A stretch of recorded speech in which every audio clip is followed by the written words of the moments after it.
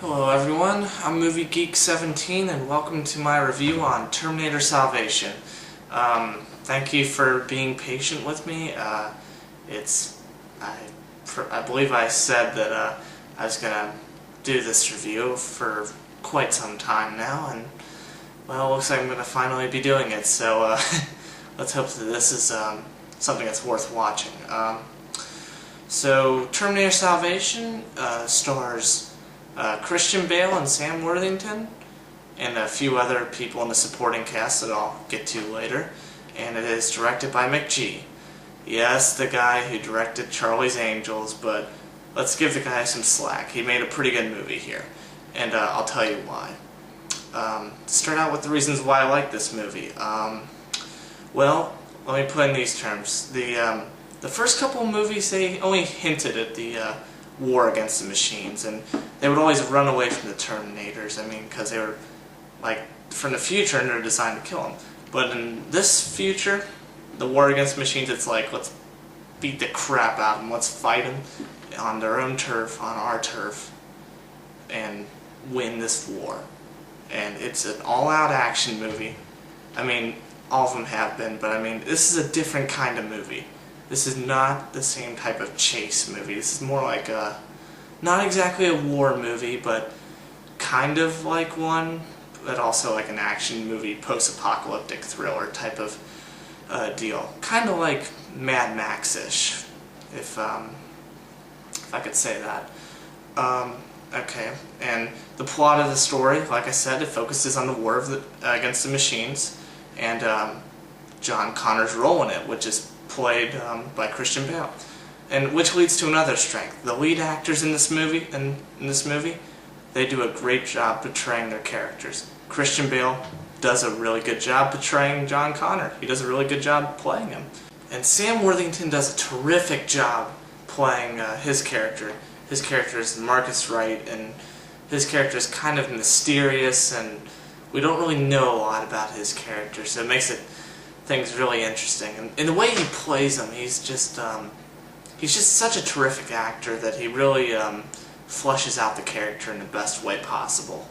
And his character was the most interesting of the movie, though Bale's was a very close second. But this Marcus Wright character definitely made things interesting, and definitely this movie went a different way than I expected it to, and that's another reason why I like this movie. It's very fresh, like the story and the ideas. It kind of keeps you off guard. I mean, it kind of throws things at you that you don't expect. I like that because it definitely is better than the formula that the first three had.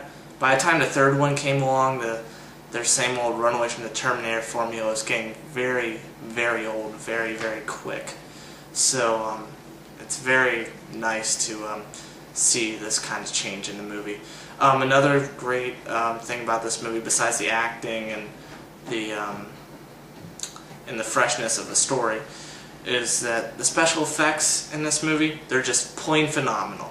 The action scenes are like real with like explosions and stuff, and the Terminator's effects are nice and amazing, and there's even a nice little Easter egg special effect in this movie that anyone who's a Terminator fan, you'll know exactly what I'm talking about. And it was amazing how they pulled this off. Let's see.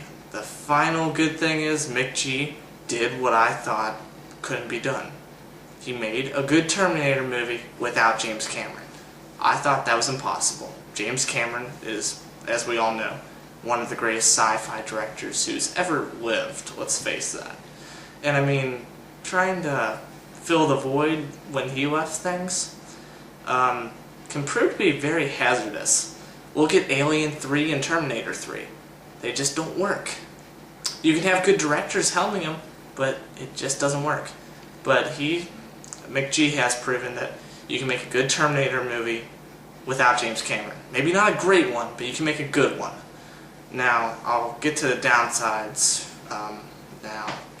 And there are a couple that hold this movie back from becoming a truly top-of-the-line great Terminator movie.